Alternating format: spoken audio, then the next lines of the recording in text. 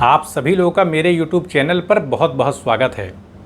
आज आपके सामने प्रतीत समुत्पाद के सिद्धांत को स्पष्ट करने की कोशिश की जाएगी, क्योंकि महात्मा बुद्ध ने इस सिद्धांत के बारे में कहा है कि सिद्धांत कठिन है, थोड़ा सा इसको समझना आसान नहीं है। यानी वो ये बताना चाह रहे हैं कि सामान्य अध्ययन से हम इसको नहीं समझ सकते, इसको समझने के लिए हमको गहराई में उतरना पड़ेगा।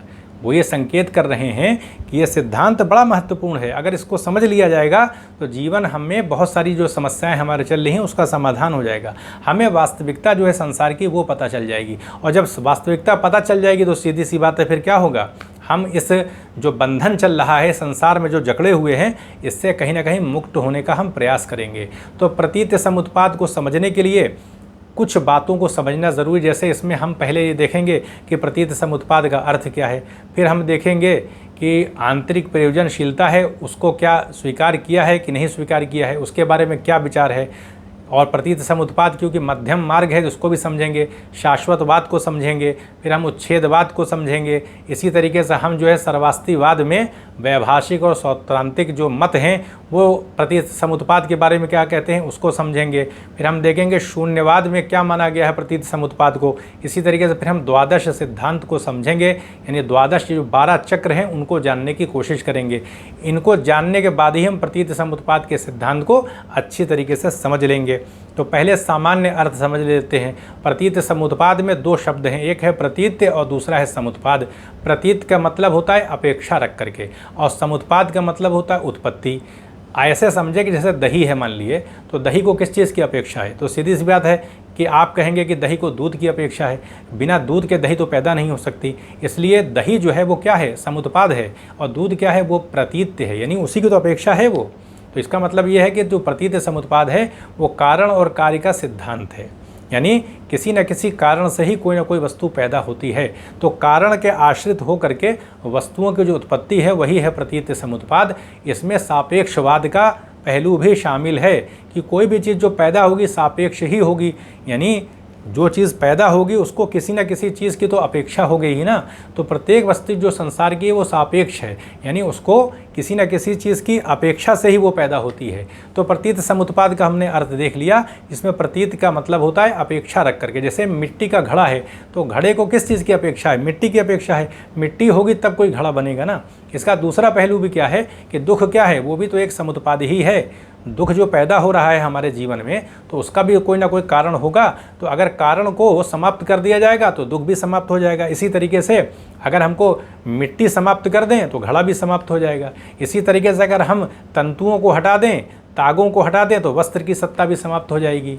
तो कहने का अर्थ यह कि अगर कारण को हटा दिया जाएगा तो कार्य की सत्ता भी क्या हो जाएगी, वो भी समाप्त हो जाएगी। तो दोनों पहलू शामिल हैं प्रतीत समुत्पाद में, यानी कारण से ही कार्य की उत्पत्ति होती है, और अगर कारण को हटा दिया जाएगा तो कार्य अपने आप समाप्त हो जाएगा। तो यह है प्रतीत समुत्पाद।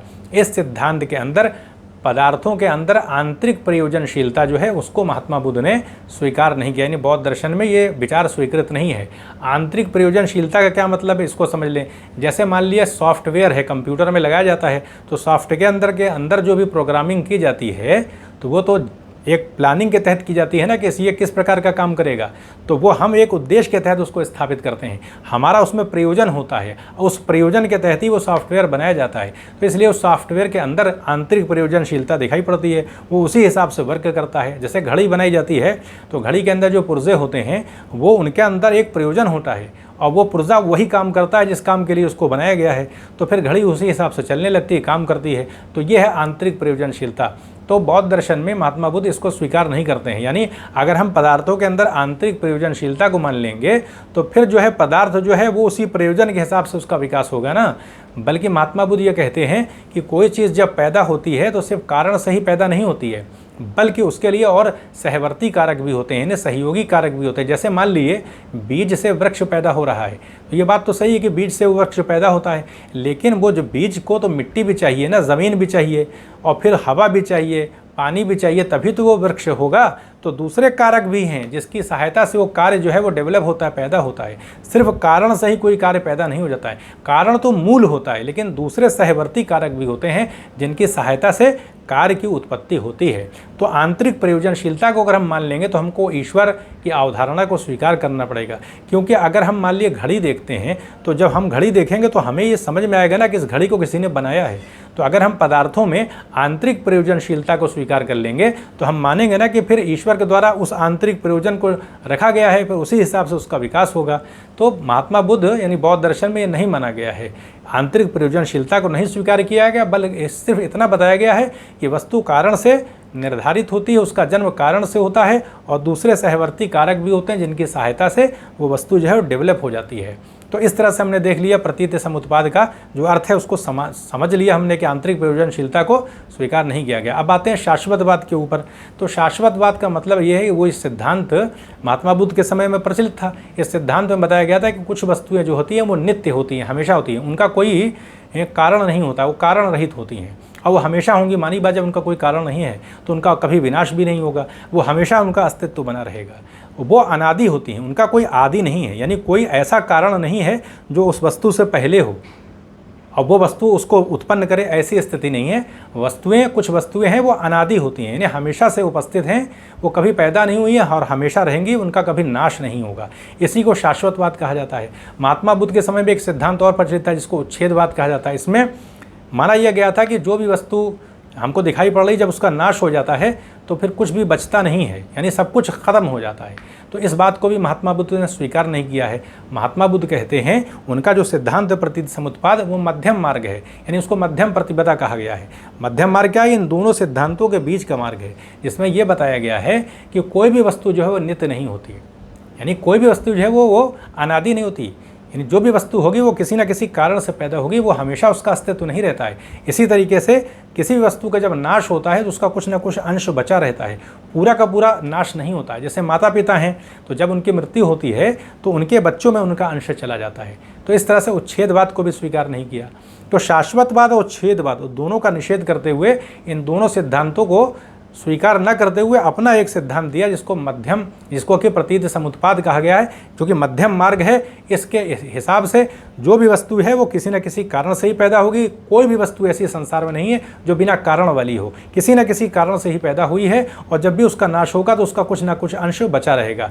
तो ये हमने देख लिया कि शाश्वतवाद और उच्छेदवाद को भी स्वीकार नहीं किया है और अपना एक सिद्धांत दिया जो कि मध्यम मार्ग है, यानी प्रतीत समुत्पाद का सिद्धांत। अब आते हैं हम सर्वास्तिवाद के बारे में कि सर्वास्तिवाद में, यानी स्वतांत्रिक और वैभाषिक जो संप्रदाय हैं बौद्ध दर्शन के, जिनको कि सर्वास्तिवाद में रखा गया है, वो क्या कहते हैं प्रतीत समुत्पाद के बारे में।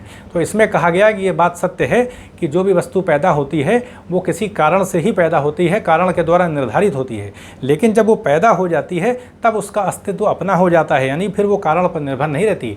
जैसे दही जो है वो सत्य है कि दूध से ही पैदा होती है, लेकिन जब दही के रूप में वो पैदा हो जाती है तो फिर दूध से उसका संबंध नहीं रहता, यानी हम दही को दूध नहीं बना सकते, उसका अपना एक अस्तित्व क्या हो जाता है, स्थापित हो जाता है। तो ये बात सर्वास्तिवाद में कही गई है कि वस्तु उत्पन्न तो कारण से होती है, लेकिन जब पैदा हो जाती है तो उसका अपना एक अस्तित्व क्या हो जाता है, स्थापित हो जाता है। इसी तरीके से इसमें यह बताया गया है कि जो क्षणिक धर्म है उनका प्रवाह चल रहा है। प्रतीत समुत्पाद का मतलब, इसमें प्रतीत का मतलब होता है क्षणिक धर्म और समुत्पाद का मतलब है कि जो वस्तु उत्पन्न हुई है उसका अपना एक निजी अस्तित्व हो जाता है और क्षणिक धर्मों का कार्य और कारण का प्रवाह चल रहा है। कोई चीज़ पैदा होती है और फिर नष्ट हो जाती है, पैदा होती है, नष्ट होती है, तो इसको क्षणिक कहते हैं। जैसे कोई प्रकाश है, एक बल्ब है, जल रहा है, बुझ रहा है, जल रहा है, बुझ रहा है, तो एक क्षणिक प्रवाह दिखाई पड़ रहा है ना जलने और बुझने में। तो जिसमें एक ऐसी अवस्था है जो पूर्व अंग है और एक ऐसी अवस्था है जो पर अंग है। तो पूर्व अंग कारण होता है और पर अंग जो है वो बाद वाला जो होता है वो कार्य होता है, और इसी तरह से इनका क्रमिक प्रवाह जो है वो चलता रहता है। तो ये प्रतीत समुत्पाद में माना है कि क्षणिक धर्मों का निरंतर प्रवाह चलता रहता है, जिसमें पूर्व अंग कारण होता है और पर अंग कार्य होता है। तो ये है सर्वास्तिवाद का सिद्धांत प्रतीत समुत्पाद के बारे में। अब आते हैं शून्यवाद के बारे में। नागार्जुन ने क्या कहा है? तो नागार्जुन कहते हैं कि जो वस्तुएं हमको संसार में दिखाई पड़ रही हैं वो प्रातीतिक हैं। प्रातीतिक मतलब कोई चीज़ उत्पन्न नहीं हो सकती। कोई चीज़ न तो खुद पैदा हो सकती है, न किसी दूसरे की सहायता से पैदा हो सकती है, न खुद और दूसरे की सहायता से पैदा हो सकती है, और न बिना किसी कारण के पैदा होगी। कारण तो होगा, जैसे हमें वो बताते हैं कि संसार में हमको जो कुछ दिखाई पड़ रहा है ये वास्तविक नहीं है, प्रातीतिक है। प्रातीतिक का मतलब आभास हमको दिखाई पड़ रहा है। जैसे हम रेगिस्तान में जाते हैं तो वहाँ हमको धूप में गर्मी पड़ती है तो पानी दिखने लगता है, लेकिन वहाँ पानी तो होता नहीं है। जब हम पास जाते हैं तो वहाँ हमको कुछ नहीं मिलता है, लेकिन हमको जल की प्रतीति होती है, आभास होता है। बस इसी तरीके से संसार है। वास्तविक रूप में कोई भी चीज़ पैदा नहीं होती है, और कोई भी चीज़ पैदा होगी तो किसी न किसी कारण से होगी। कारण का मतलब है जैसे हम रस्सी में सांप देखते हैं तो सांप वास्तविक नहीं होता है, वो बस उसकी प्रतीति रस्सी में होने लगती है, लेकिन कारण के रूप में रस्सी तो रहती है ना। तो कहने का मतलब है कि जो भी हमको ये आभास दिखाई पड़ रहा है, वास्तविकता तो शून्यता में है। शून्यता का मतलब जो उनका शून्यवाद का सिद्धांत है उसमें यही बताया गया है कि बुद्धि जो है वो हमें जो शून्य की अवधारणा है, तो बुद्धि जो शून्यता है उसी को अन्य रूप में प्रतीत करा देती है, और वो आभासिक होती है वो वस्तु। यानी जो शून्यता है उसी में वही शून्यवाद, यानी शून्यता जो है वही अन्य वस्तु में प्रकट हो जाता है। यानी जो परम तत्व है जिसको कहा जाए, जो शून्यता की स्थिति है, उसी को बुद्धि अन्य अन्य रूपों में दिखाने लगती है, और वो जो रूप होते हैं वो वास्तविक नहीं होते हैं, आभासिक होते हैं। जैसे हमें रेगिस्तान में जल दिखाई पड़ता है, तो ये है शून्यवाद में, मतलब नागार्जुन का शून्यवाद का जो सिद्धांत है उसमें जो है प्रतीत समुत्पाद का अर्थ क्या है कि कोई वस्तु किसी कारण से पैदा नहीं होती है, जबकि उसमें बताया गया कारण से पैदा होती है। जबकि इसमें बताया गया जो कारण हम देख रहे हैं वो सिर्फ प्रातीतिक है, कोई वस्तु पैदा ही नहीं होती है। वास्तविक स्थिति जो है वो शून्यता है, और यही उनका शून्यवाद का सिद्धांत। अब हम आते हैं द्वादश सिद्धांत पर, या द्वादश चक्रों के बारे में। तो महात्मा बुद्ध कहते हैं, यानी वे बताते हैं कि जो अविद्या होती है वही दुखों का मूल कारण है, और अविद्या जो होती है, द्वादश का मतलब है 12, यानी 12 प्रकार के चक्र हैं, और इन चक्र, ये सारे चक्र एक दूसरे से जुड़े हुए हैं, कनेक्टिव हैं। तो इसीलिए उन्होंने कहा था कि प्रतीत समुत्पाद का सिद्धांत इतना आसान नहीं है, इसके विविध पक्ष हैं। अब इसमें द्वादश चक्र को देखते हैं। इसका एक चक्र है ना, आपस में ये चक्र घूमता रहता है, एक सारे पक्ष एक दूसरे से जुड़े हुए हैं। तो इसको देखिए, समझने की कोशिश करते हैं। तो पहला पक्ष है अविद्या का।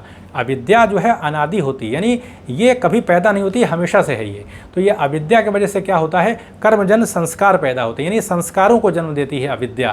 तो ये कर्मजन्य संस्कार क्या है, यानी कर्मजन्य होते हैं, कर्म से संबंधित। जैसे हम कर्म करते हैं, चलते फिरते हैं, तो कर्म का क्या मतलब क्या होता है कि कोई क्रिया करना, तो ये क्रियाजन्य संस्कार होते हैं। ये संस्कार जो होते हैं वो एम्ब्रियो के अंदर, इसको भ्रूण कहते हैं, पेट के अंदर जो बच्चा होता है उसके अंदर ये कर्मजन्य संस्कार ट्रांसफ़र हो जाते हैं। ऐसे ही हो जाते हैं जैसे पानी में हम चीनी मिला देते हैं, तो जैसे ही पानी के अंदर हम चीनी को ट्रांसफ़र करते हैं तो पानी मीठा हो जाता है। तो बस बच्चे के अंदर, उस भ्रूण के अंदर, जो शिशु छोटा सा होता है उसके अंदर जो है ये कर्मजन्य संस्कार जो है वो चले जाते हैं। तो जैसे ही ये संस्कार जाते हैं तो विज्ञान पैदा हो जाता है। तो विज्ञान मतलब एक प्रकार की चेतना भावना जो है, आप समझ लिए, वो उसके अंदर उस कर्मजन्य संस्कार की अनुभूति जो है विज्ञान के रूप में प्रकट हो जाती है। तो जब ये प्रकट होती है, विज्ञान जब प्रकट हो जाते हैं, तो एक साइकोफिजिकल ऑर्गेनिज्म डेवलप हो जाता है उस बच्चे के अंदर, उस भ्रूण के अंदर। यानी मनोभौतिक जो है वो एक भावना जो है वो पैदा हो जाती है उस बच्चे के अंदर। मनोभौतिक का मतलब क्या है कि एक मानसिक स्थिति हो जाती है और एक भौतिक स्थिति उसके अंदर डेवलप हो जाती है। एक प्रकार से जैवीय रूप जो है साइकोफिजिकल, वो उसके अंदर डेवलप हो जाता है उस बच्चे के अंदर। वो किससे पैदा होता है, इसी यानी विज्ञान जो है वो एक प्रकार से कह सकते हैं कि विज्ञान के माध्यम से एक नाम रूप की स्थिति पैदा हो जाती है, यानी साइकोफिजिकल ऑर्गेनिज्म की स्थिति डेवलप हो जाती है। तो नाम रूप का यही मतलब है कि एक मनोभौतिक अवस्था उस बच्चे के अंदर डेवलप हो जाती है। और जैसे ही ये नाम रूप की स्थिति होती है तो फिर सीधी सी बात है, फिर इंद्रियां चाहिए ना।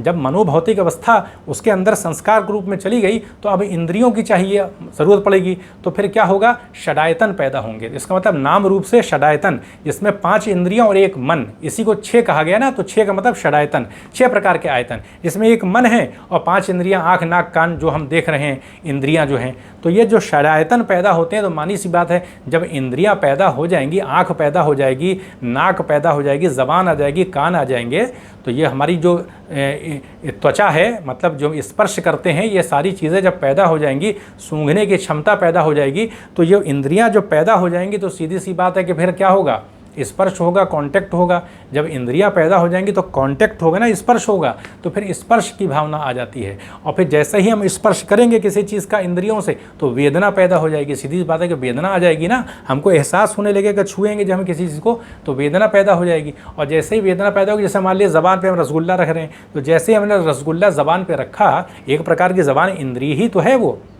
ये जो हमारी जिह्वा है ये एक प्रकार की इंद्रिय है, तो वो ये स्वाद लेती है। तो जैसे ही हम रसगुल्ला रखेंगे तो टच होगा, वो वेदना पैदा होगी, स्पर्श होगा तो वेदना पैदा होगी, और वेदना से क्या होगा कि एक उसकी महक नाक के जरिए दिमाग में जाएगी, एक स्वाद जाएगा, तो मन के अंदर क्या होगा, जब वेदना पैदा होगी तो फिर एक आकर्षण पैदा होगी, यानी फिर क्या होगा, तृष्णा पैदा हो जाएगी, यानी उससे लगाव हो जाएगा। और जब लगाव होगा, जब रसगुल्ला अच्छा लगेगा तो बार बार खाने की भावना पैदा होगी, तो यही तृष्णा जो है वो उपादान में बदल जाएगी। उपादान का मतलब बार बार रसगुल्ला खाने की एक तीव्र आसक्ति पैदा हो जाएगी, तीव्र तृष्णा की अवस्था को ही उपादान कहा गया है। तो ये बहुत ही तीव्र हो जाती है भावना कि बार बार रसगुल्ला जो है खाने की जो इच्छा पैदा होती है उसी को उपादान कहा गया है। फिर उपादान से क्या होता है, जन्म लेने की भावना पैदा हो जाती है, भाव की स्थिति हो जाती है, और जब भाव की होगी तो फिर किसी न किसी जाति में ही कोई जन्म होगा, हमारा रीबर्थ होगा, तो फिर जाति में होगा, जब हमारा पुनर्जन्म होगा जाति के रूप में, तो फिर जरा होगा, बुढ़ापा होगा जब जन्म होगा, और फिर मरण आ जाएगा, यानी मृत्यु हो जाएगी। तो इस तरह से हमने देखा कि ये 12 चक्र आपस में एक दूसरे से जुड़े हुए हैं, और यही महात्मा बुद्ध ने बताया है द्वादश चक्र, जिसमें अविद्या जो है वो दुखों का मूल है।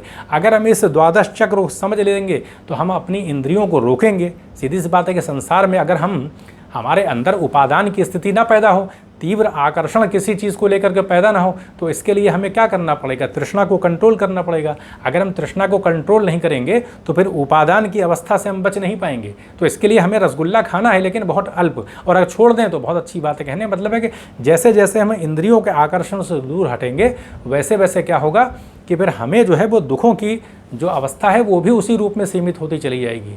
तो इसी कारण से आप देखें कि महात्मा बुद्ध ने जो उन्होंने तपस्या की थी, जो ज्ञान प्राप्त किया था, तो कैसे किया था, वो हर चीज़ से फिर बाहर निकल गए थे ना। वो एक प्रकार की मोक्ष की अवस्था, उनको जो मुक्ति मिल गई थी वो इसीलिए मिली थी कि उन्होंने साधना से जो प्रतीत समुत्पाद का सिद्धांत खोजा और उसकी गहराई में जब उतरे तो वास्तविकता उनको ज्ञान हो गया। उनको दिखाई पड़ा कि संसार जो है वो प्रतीत समुत्पन्न है, यानी प्रतीत समुत्पाद का सिद्धांत तो देख लिया उन्होंने कि जो वस्तुएँ हैं वो कारण से ही पैदा हैं, और जब तक कारण रहता है तब तक वो वस्तु बनी रहती है, और जब कारण नष्ट हो जाता है वस्तु समाप्त हो जाती है। तो दुखों को हम कैसे समाप्त कर सकते हैं, जब हम अविद्या से बाहर आ जाएं। और कब हम अविद्या से बाहर आएंगे, जब हम ये द्वादश चक्र को समझेंगे। तो ये था प्रतीत समुत्पाद का सिद्धांत, जिसे मैंने आपके सामने मतलब कम से कम शब्दों में रखने की कोशिश किया है। फिर किसी विषय पर आपके सामने चर्चा की जाएगी, तो चैनल को सब्सक्राइब भी करें, शेयर भी करें। आप सभी लोगों का बहुत बहुत धन्यवाद।